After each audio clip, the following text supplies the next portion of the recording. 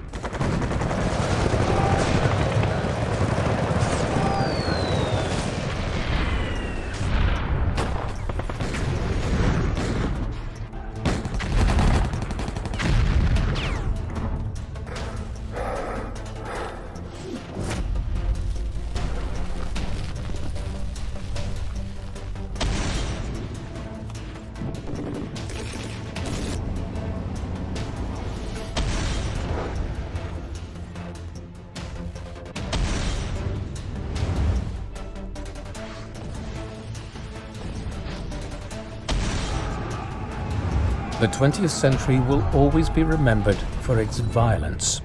Cheerful to the delegates of 1930. In just 30 years, 2 catastrophic world wars had ravaged civilization.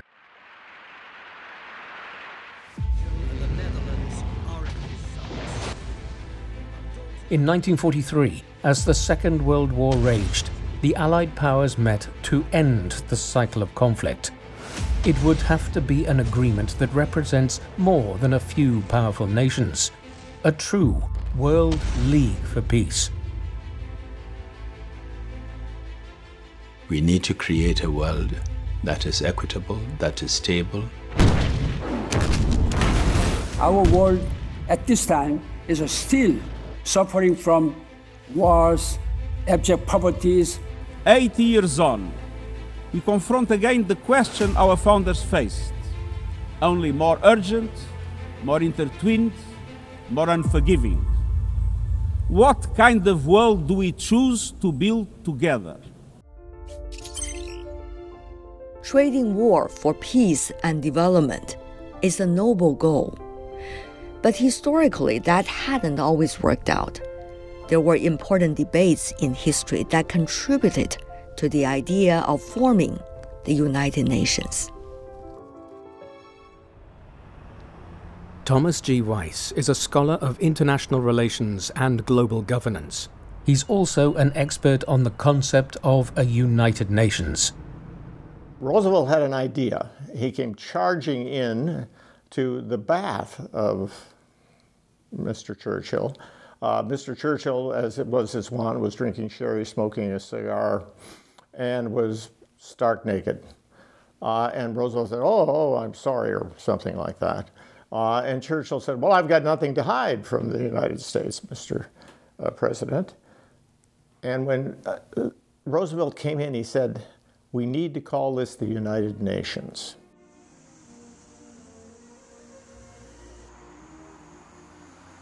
It is here, in this tranquil, green and oak-lined estate, the leaders of the time came up with a blueprint that has shaped the world today, the United Nations. After weeks of debate, they agreed on proposals for an international organization to maintain peace after the war. And it is now my duty, my honor and my privilege in the chair, 1945 in San Francisco, a gathering of 850 delegates representing 51 countries, some only recently liberated, signed a charter that would bring the new organization to life. For China, a country that had suffered horribly by war and invasion, it was a significant moment.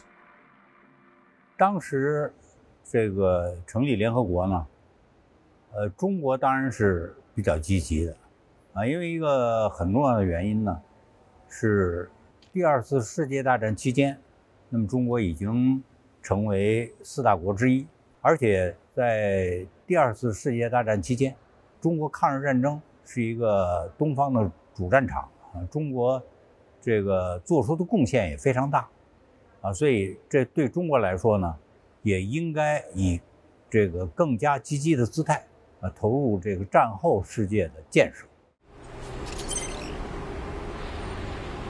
The United Nations General Assembly practices multilateralism by serving as a central stage for all its 193 member states to discuss global issues, negotiate international agreements, and make decisions based on equal votes. And this is where it all takes place. The United Nations was conceived as a way to end wars. In 80 years, from the original 51, it has grown to include 193 countries, all of which are still represented by the original charter to save succeeding generations from the scourge of war. The new United Nations would have 6 principal organizations. The UN Security Council is responsible for the UN's principal mission, maintaining peace and security. It would have 15 voting members. 5 of those, the key allied countries of World War II, would be permanent. Crucially, to make sure that no one of the 5 could easily dominate important decisions, each would have the power to veto. It was a controversial decision that would soon test the UN. This was a people's conference. As China had sacrificed so much, it was the first nation to sign the UN Charter in San Francisco. As the lone representative of the Communist Party of China, Dong Bi-wu added his name to the document. 当时世界各国这个代表团其实都是包括各个不同党派而且战争期间很多国家都有统一战线这一类的组织。中国共产党呢，当时正在争取成立这个联合政府所以中国共产党希望参加制宪会议的这个中国代表团，那应该包括中国各主要的党派。The People's Republic of China was born to great fanfare. The new government in China had the overwhelming support of its people. It naturally expected to take over at the UN. Guinea? Yes. Yes. Tanzania? Yes. United States? No. But the United States, a long-time sponsor of the defeated nationalists in the Civil War, refused to allow China's new communist government to inherit the seat at the UN. It seemed the big powers could still do as they pleased. Will have the effect of welcoming the People's Republic of China to this assembly and the Security Council, while at the same time not affecting the representation of the Republic of China in this hall. Communist China's Zhou Enlai proposes. But this was a different world. By the 1950s and 1960s, many newly independent countries and others concerned by the power of big nations at the UN had formed a movement that chose not to take sides in the Cold War. This non-aligned movement saw in the People's Republic of China a country that had fairly won its independence. It deserved to be recognized as China's legitimate holder of its seat at the UN.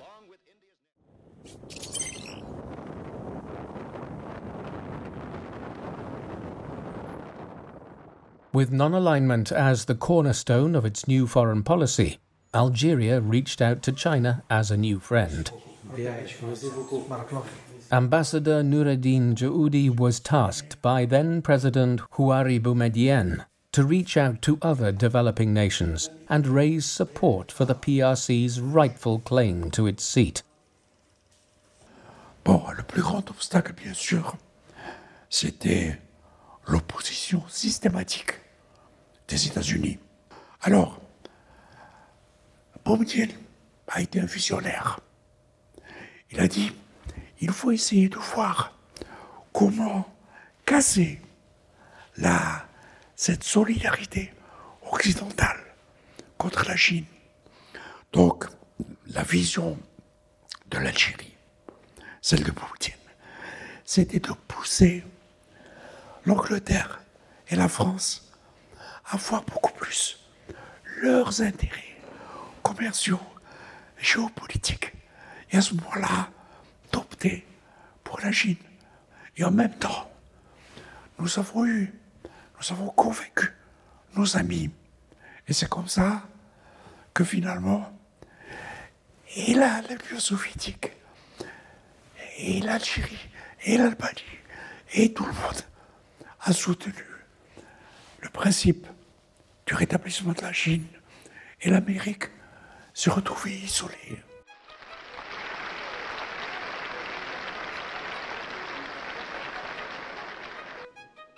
With overwhelming support, the UN General Assembly on October 25, 1971, placed the China question on the agenda. Since its founding in 1949, the People's Republic of China had not been allowed to take its seat at the UN. By the end of voting that day, China's seat was finally restored. By Resolution 2758, the People's Republic of China is the only legitimate representative of China at the United Nations. It was a moment of joy for the Chinese delegation and vindication for all that believed in a United Nations for all.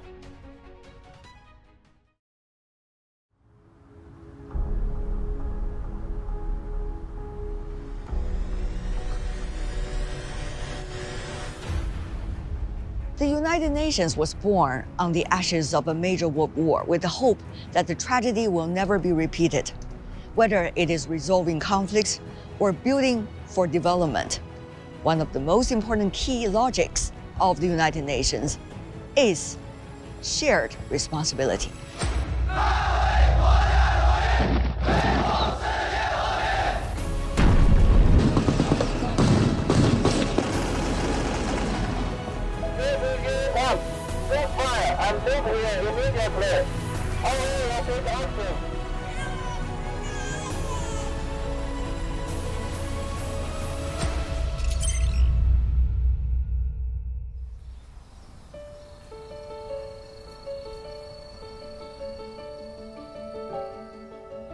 Senior Colonel Shi Jungyong is a peacekeeping instructor with rich experience.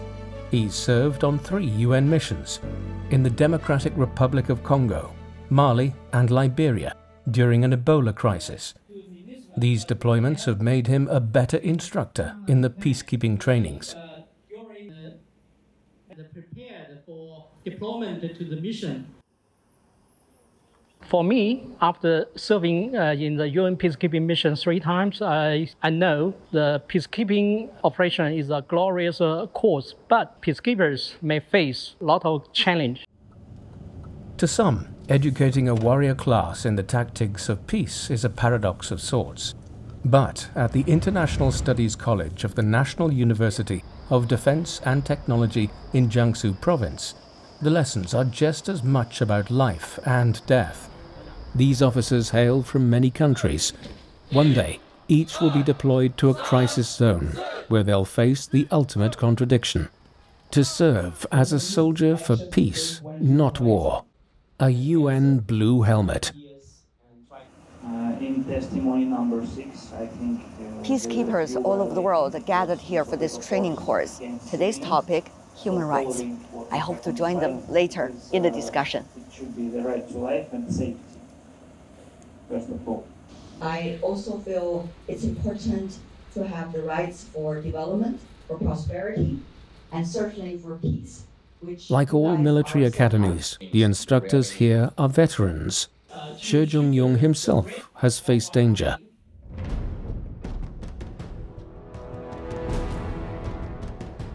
But nothing truly prepared him for the task of guarding communities in war-torn Liberia during an Ebola outbreak.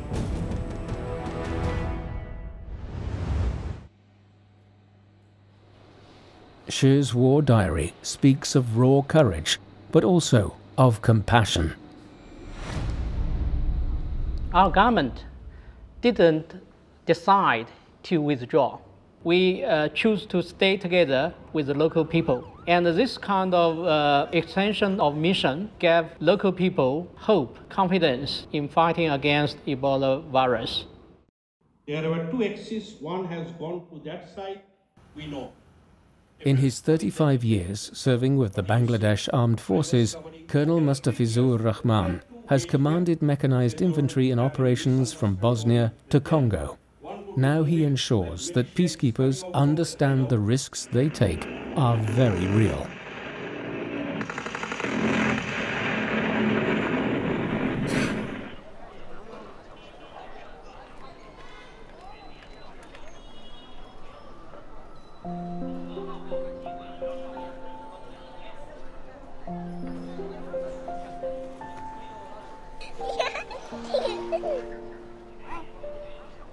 And that makes the moments of peace all the more precious. On the streets of Kunshan, an ancient Chinese city that knew war long ago, Colonel Rahman, the old soldier, enjoys the fruits of a stable world. He knows that peacekeepers are often the only hope for common people in troubled places. Peacekeeping is main purpose is serving the humanity. When we are deployed, it is a conflict area. You don't find in that area there is no basic needs of the local population, number one. Number two, their life is threatened. And it is a responsibility is given to the peacekeepers to provide them the protection of their life. In some cases also we provide essential support. This is the scope where we, the peacekeepers, anyone under the blue helmet has the ability or the scope to contribute for the humanity of the local population. Most peacekeeping operations are made up of soldiers from different worlds. Swiss, Brazilian, Bangladeshi, and Chinese lecturers present diverse perspectives.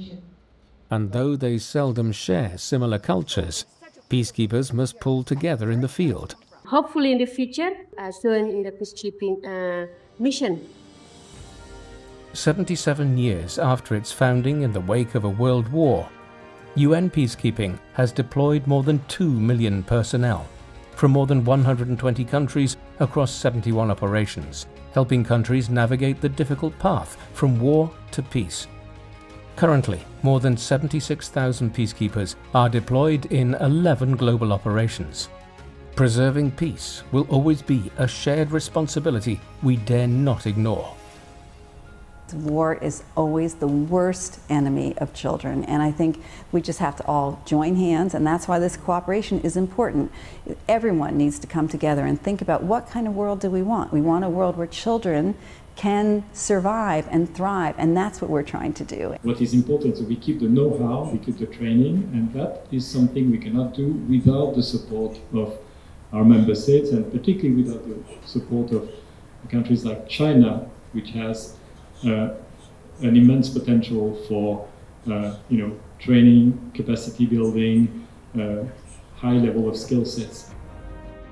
Peacekeepers give troubled places a chance to rebuild, often after decades of conflict. Without them, many lives and whole communities would be lost. It is this global sense of unity that turns soldiers and strangers into protectors and friends.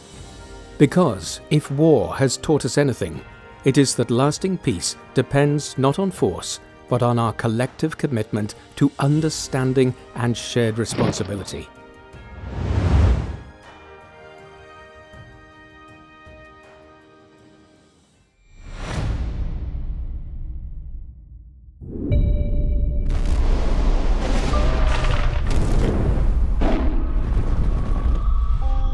The United Nations Development Programme tells us that 1 out of every 8 people on our planet lives in extreme poverty.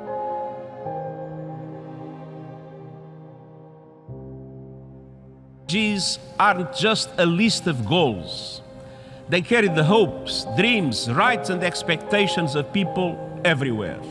To address global challenges such as poverty and climate change, the United Nations has established the 17 Sustainable Development Goals since the year 2015. These goals call for the eradication of poverty, the protection of our planet, and the improvement of lives and futures for everyone around the world.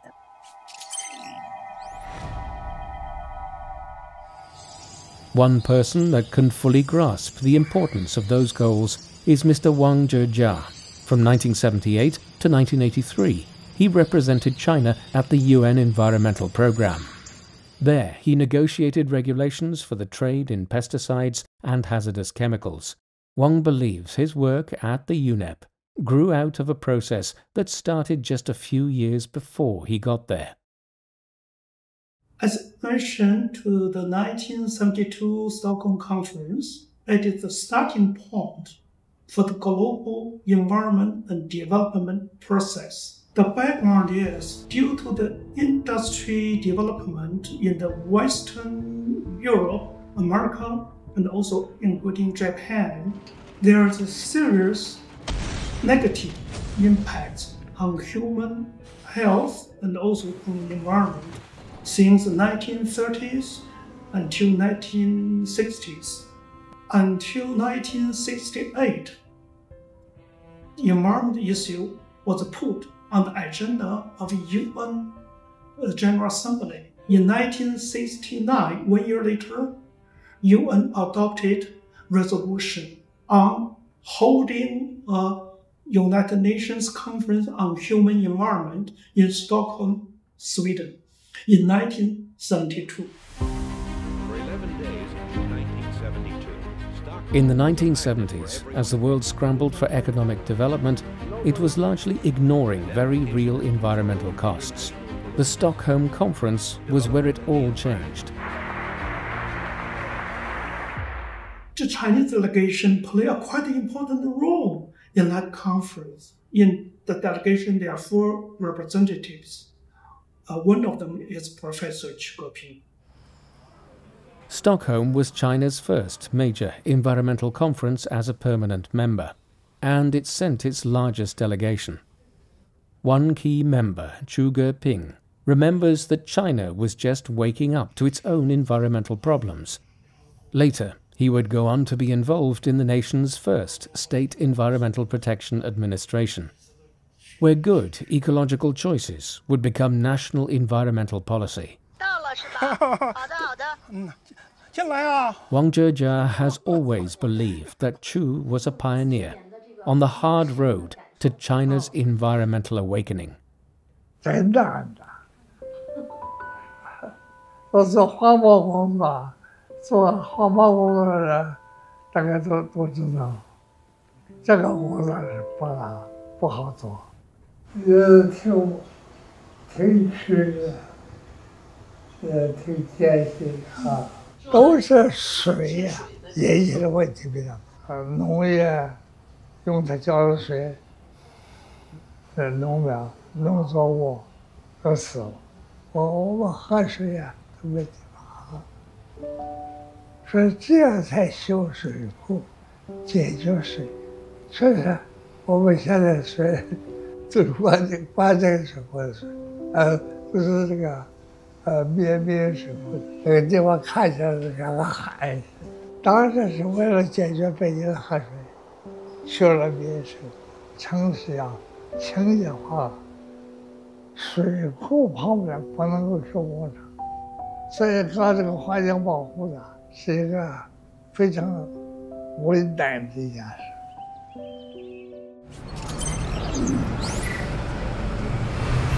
That dramatic transformation in China is encouraging, not only for one country, but as an example for the international community to draw inspirations from.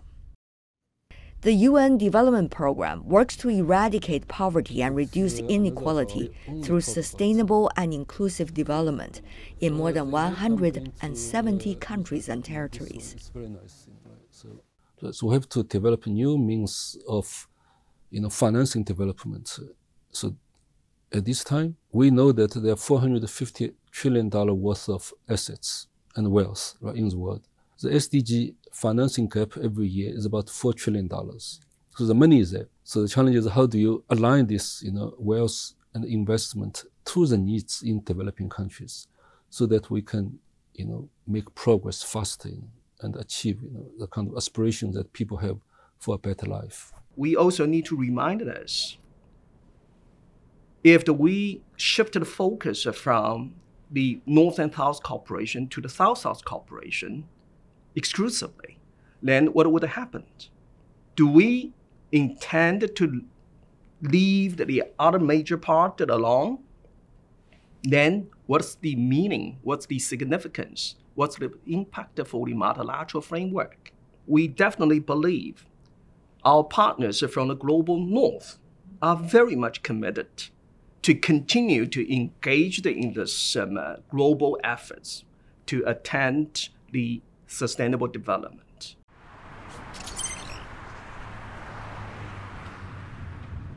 Sustainable development goals are not only a rallying force for countries, but also for citizens and communities as small as this one.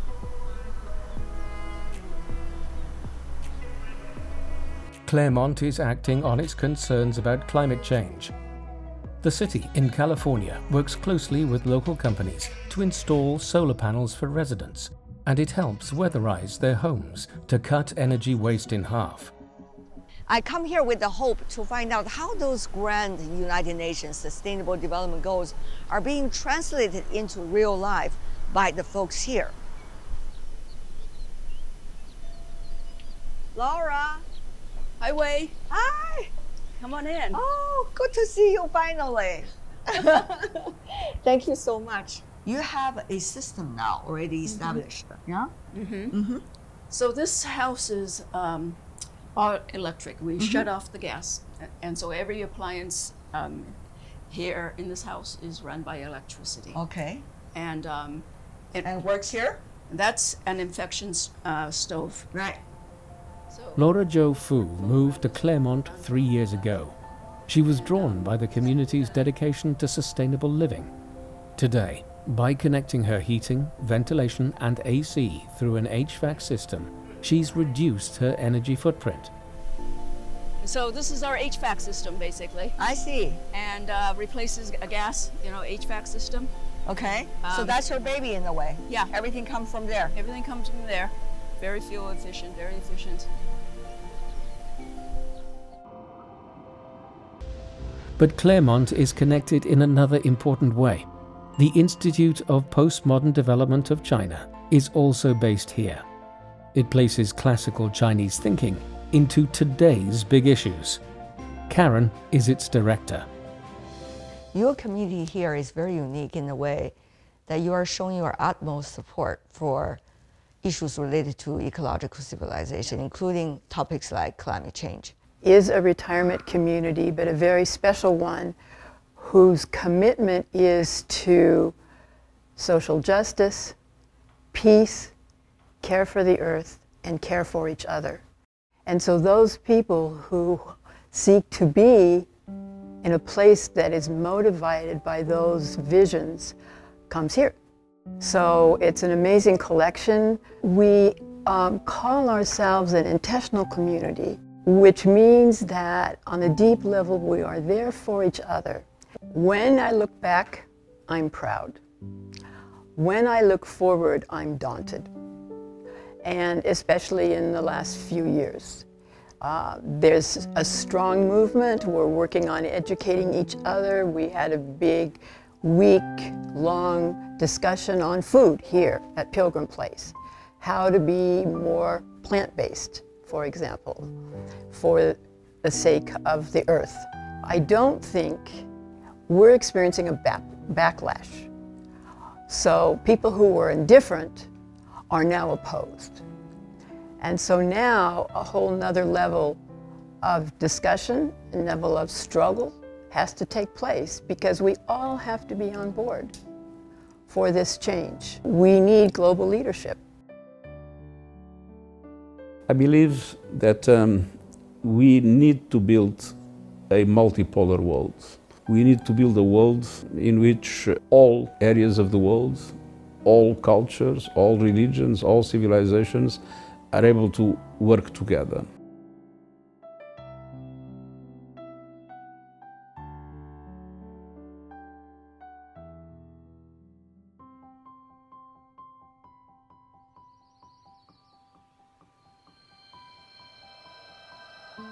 Sustainable development is not just about clean energy and eco-cities. It has an important human side as well.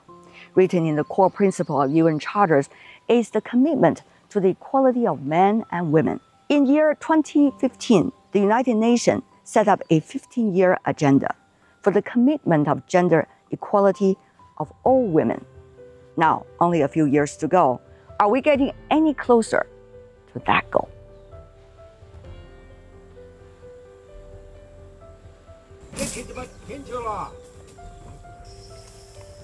Today, a majority of nations agree that gender equality is vital to development. None of us succeed when half of us are held back. But despite some progress, there are still places where a woman is not guaranteed an education. Gender equality is more than a goal in itself. The dream has to be translated into reality.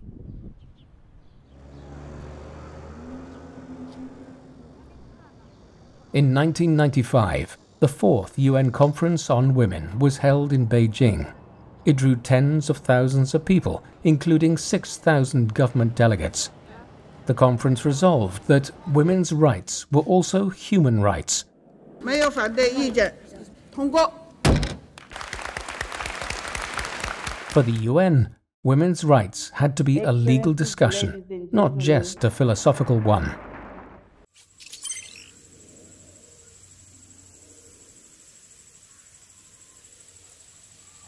I think that was one of the greatest moments in my life. I don't think I'll experience another great event like the Beijing conference. First of all, that is a conference that brought together the biggest number of people ever gathered together. That was a great moment of discussion. The women became an agenda for the world. It was a world agenda, an agenda for both men and women. At the end of this conference, I just said, a revolution has begun.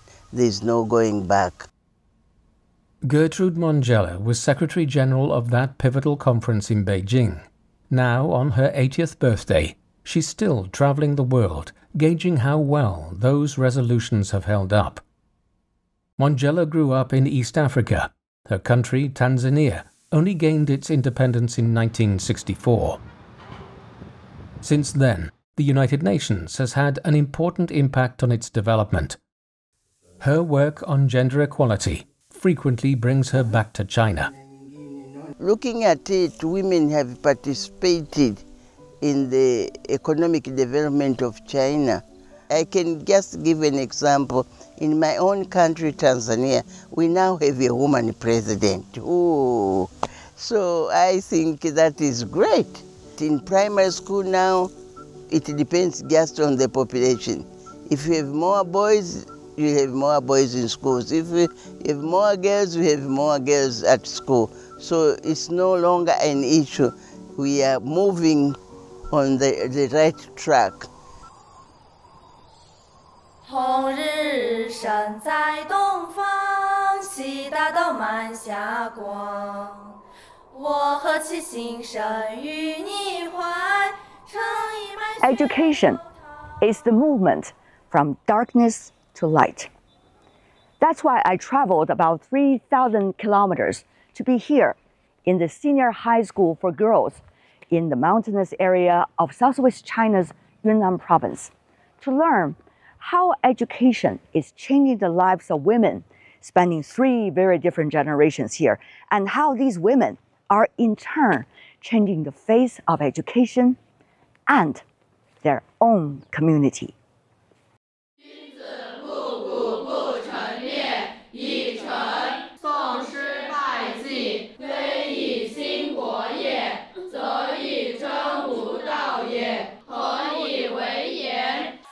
Stretch out before her， 对吧 ？Stretch out 表示展开、展现的意思啊。世界呢就展现在她的什么面前 ，and she was ready to embrace every moment of her grand adventure. Good morning. Good morning. How are you? I'm fine. Would you like to share your dream or your career? Volunteer, just raise your hand. 来，这位同学要举手了。是吗？你举手吗？你有举手吗 Okay, you first. Okay. My dream is want to be a teacher because I think want to be a teacher is very meaningful. Why? Because I can help students learning their knowledges. Chris, aren't you proud of your students? Yeah, I'm so proud of you. What's your name? 毛小兰。小兰。Great job.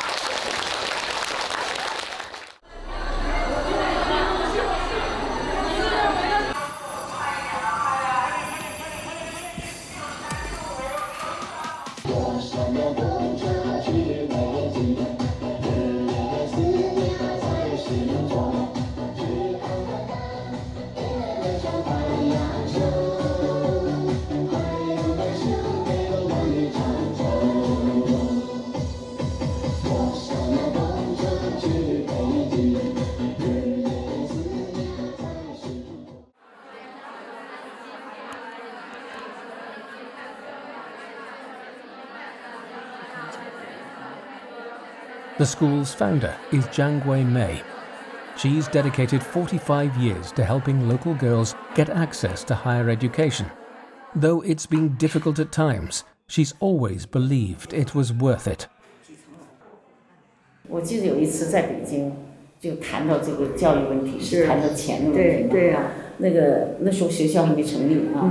我记得一个记者就问我，他说：“张老师，你想一想啊，那个高中要花多少钱？”我说不知道。一个学生花多少钱？我说不知道。他说：“天啊，那你怎么办？”我说：“办一天嘛，就知道一天嘛。一天一天的过呗。对。总会能有办法解决的嘛。是的。你想那么多，不敢干了。不敢干了。是的。红颜上红梅开，千里冰霜脚下踩。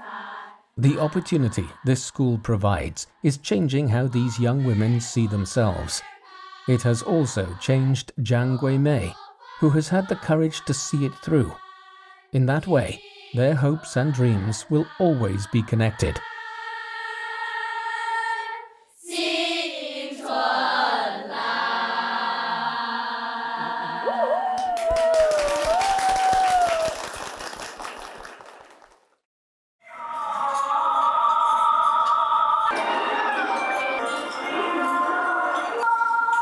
他觉得女孩子一定要读书，妈妈就是没有读过书，因为家里面就是负担不起他们的学费。她小学2年级就辍学了，然后就跟着外婆一起在外面打工之类的。我觉得妈妈变得那么坚韧，肯定是跟我外婆有一定的关系的。因为我觉得外婆就像女超人一样，那个时候就是他们村里面是没有路的，但是我外婆就很有先进性的，就是觉得一定要开条路，然后就组织我的外公他们一起去挖了一条路，让所有人一起走。我妈妈总是跟我说，就是靠山山会倒，靠人人会跑，一定要靠自己。我连毕业计划都想好了。你说。我们学地理学了铁路，要从这里坐沪昆铁路到上海。高铁。然后坐京沪线吧，对，坐到北京，然后从北京坐到哈尔滨，然后出国。心有多大，舞台就有多大，脚步就得跟上。哎呦。Huaping students are expected to study hard and reach for their dreams. Their teacher, Zhou Yunli, was also a student here 17 years ago. She was one of the first to benefit from the program. After university, she came back to teach. Now, Yunli shares her story with the next generation of young women preparing to take on the world. 只能是鼓励他们，就是说尽量先上一个平台，你多读一点书是好的。因为像我们小地方，你不读书，真的，我就有时候也跟他们讲，即使说你考到大学，你出去见识到的东西不一样，让你肯定有不一样的见解，你可能就不会那么局限。这一步还要走，对，你必须要走。08年我们来的时候就只有移动教学了。我们班主任有跟我们讲是建的是女子高中，免费的，全部收女孩子，如果家庭条件不好就来这儿读。我就赶紧跑回家就跟我爸说，我说不愁了不愁，只要考得起嘛，我跟我姐都去女子高中读，正常考大学，又免费啊，抓住救命稻草了。我就最记得我大学毕业回来要回到这学校教书，我推开门的那一刻，哇，就是那种熟悉，那种亲切感，就是扑面而来，就自己感觉就非常的亲切，就是我又回到家里面一样的那种很亲切。逼近的思想，那按那个逼近的思想来讲，你本来应该是求的是割线的斜率，就是2点连线的斜率，是吧？是。表现在图形上，那就是割线斜率、连线斜率，是吧？那理解上来说是平均变化率变数变化率了，是吧？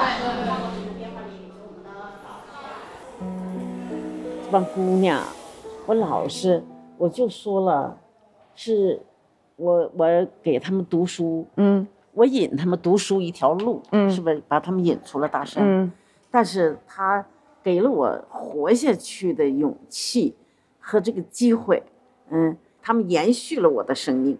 有的时候老是想看这一届，看完这一届想想活着，我再看他们下一届，看看他们这几个人怎么样，再活着，看看他毕业了又干什么。是，就这样，就活着就把生命活下来。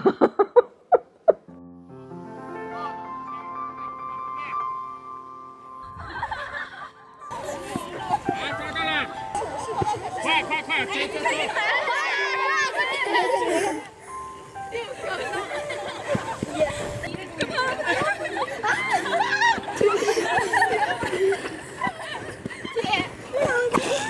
快走！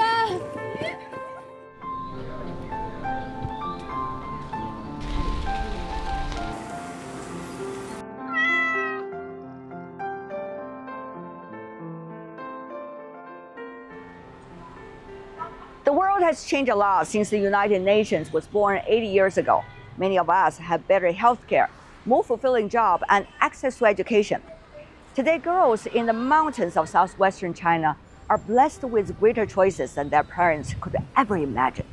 But there are still places in our world where war, poverty, and inequality stifles valuable human potential. 历史告诉我们，越是困难时刻，越要秉持和平共处的初心，坚定合作共赢的信心，支持在历史前进的逻辑中前进，在时代发展的潮流中发展。为此，我愿提出全球治理倡议。 And the idea was that the planet and all of us would be a whole lot better off with a set of rules and regulations that everyone bought into. Multilateral space has to be preserved and grown back to strengths. Outside the United Nations building in Geneva, a broken chair symbolizes the work still left undone. It reminds us of the violence that gave birth to this institution and the strength and fragility upon which it stands today. 193 flags represent almost every state on Earth. Each flag is a vote for a better world. They remind us of the ideals of the United Nations founded on the principle that all human beings are equal, shine even brighter than they did in the dark days of the global conflict when the UN was born. In the 80 years since its birth, the United Nations has stood as a proud embodiment of humanity's will. Because if a United Nations does not chart a course for the world's people, who will?